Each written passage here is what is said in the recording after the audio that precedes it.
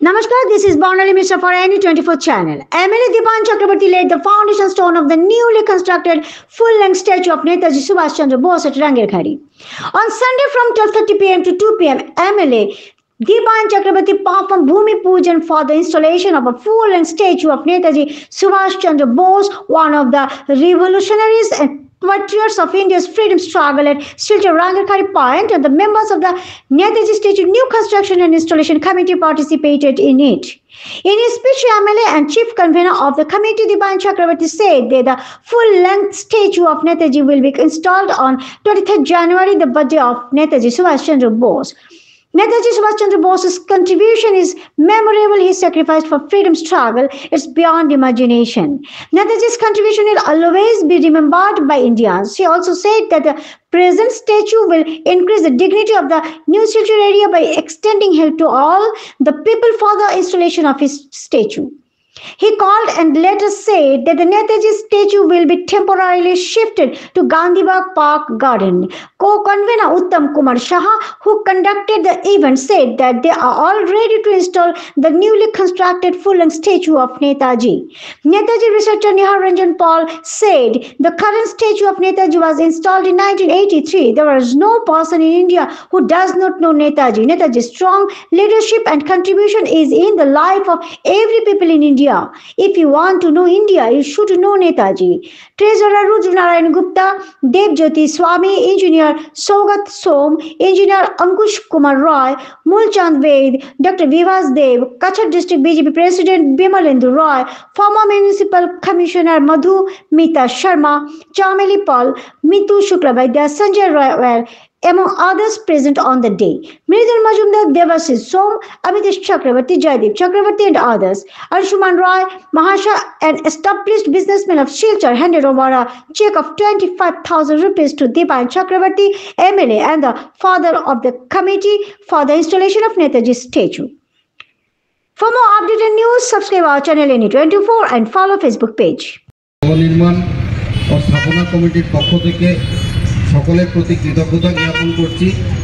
আপনাদের সকলের অক্লান্ত প্রচেষ্টায় সম্পূর্ণ সহযোগিতায় আজকে আমরা নেতাজি মূর্তি পুনঃস্থাপনের জন্য আমরা ভূমি পূজন করেছি। আর এই ভূমি পূজনের মধ্য দিয়ে আমাদের এই কাজের শুভারম্ভ হয়েছে।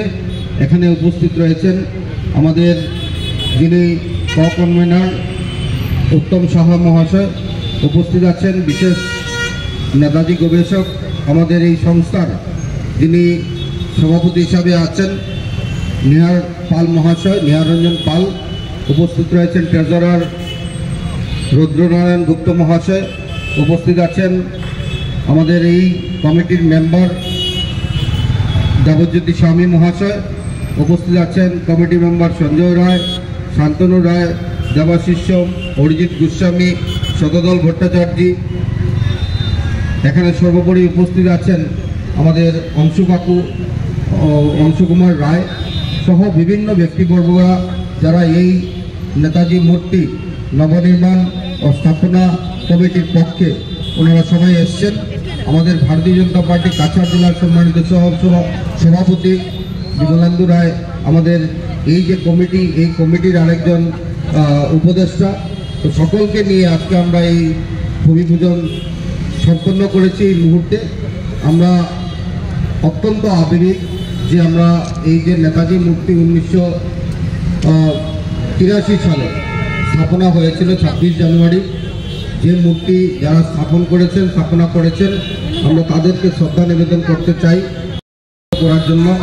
আর আজকে আমরা আবেগিক তার কারণে বললাম যে এত পুরনো একটা মূর্তিকে আমরা আজকে নিয়ে যাব, সত্যিকার অর্থে আমরা মনে খুব কষ্ট হচ্ছে, কিন্তু এই মূর্তিকে আমরা সম্পূর্ণ সম্মান দিয়ে আমরা ইতিমধ্যে নির্ধারণ করেছি শিলচরবাসী সকলের উপদেশক্রমে আমরা গান্ধী পার্কে, গান্ধী ভবনের সামনে একটা বেস বানিয়েছি, যেখানে এই মূর্তিকে নিয়ে আজকে আমরা নিয়ে যাব, গিয়ে এখানে পুনঃস্থাপন করব। হয়তো সেটা কিছুদিনের জন্য, আগামী দিনে শিলচরবাসীর পরামর্শক্রমে আমরা এই নেতাজি মূর্তিকে কোন জায়গায় আবার পার্মানেন্টলি সেটা পুনঃস্থাপন করতে পারি সে বিষয়ে আলোচনা করে সিদ্ধান্তক্রমে আমরা এই কাজে হাত দেব।